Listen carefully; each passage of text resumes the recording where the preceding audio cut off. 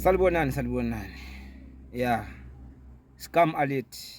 Hacking scam alert. New hacking scam alert. Take it or leave it. Ignore it or take it. Guys, sokune scam esitsha esenziwa ngabantu abamnyama kwaba labelungu abaphila khonapha eAfrica.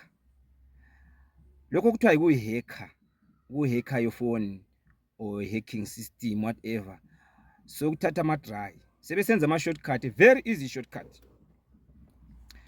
Laba bantu bahamba eYibro kumbe eUval lapho kubhizi khona, okulabantu ababhizi khona up and down, baya kulabo abantu abafake amabhibhi eMTN kumbe Vodacom kumbe Cell C. Mamuntu efake leyo uniform leyo, bafike bathi ngicela ungenzele iSIM swap, inamba yami ilahlekile. Done. Sokuphelile ngawo. Cela ungenzele iSIM swap, inamba yami ilahlekile. Laba abantu they know how to do iSIM swap. Immediately bayayenza iSIM swap, ithathe lawo ma-hours. Wona ifoni lokhu isefonini, mayifika lawo ma-hours lawo automatically ifoni yaphuma kuwe, ifoni number yaphuma kuwe. iWhatsApp uyayidownload uyayifaka ngoba uyayazi inamba kade yenze ngayo iSIM swap. Njalo umuntu oyenza lokho ngumuntu okwaziyo wena ukuthi uphila njani, uphila ngani. Kungenzeka mawucela izimali ebantwini bangakunika masinyane, bangaresponda masinyane, abathatheli noma mbani leyo nto leyo. Edlule business ekhona obakwazi ukuthi wena uphila kanjani nabantu, edlule artist o ngusoma business, ngusokontraka, any business abaheki noma ngubani ngaleyo ndlela. Please guys, be advised. Madoda linelenzayo ama-SIM swap nabo sisa benza ama-SIM swap lapha eliziphilisa ngakho kubo Yibro uVal.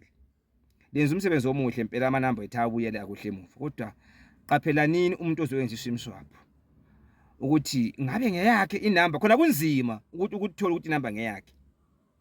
But lina njengoba liziphilisa ngakho alila problem, alisoli ngoba umuntu ozene namba ngeyakhe. Ezilonge ethe ngicela ungenzele iSIM swap usho ukuthi ngeyakhe.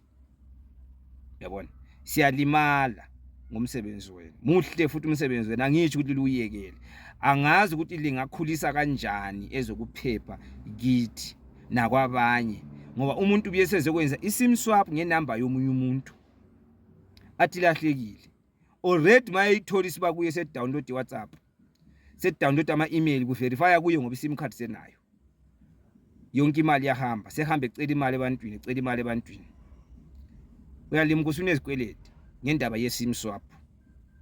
Please guys, asiqaphelenini mawuyenza iSIM swap, verify ukuthi ngumnikazi wenamba kumbe akusunguye. Ukuthi kanjani angazi.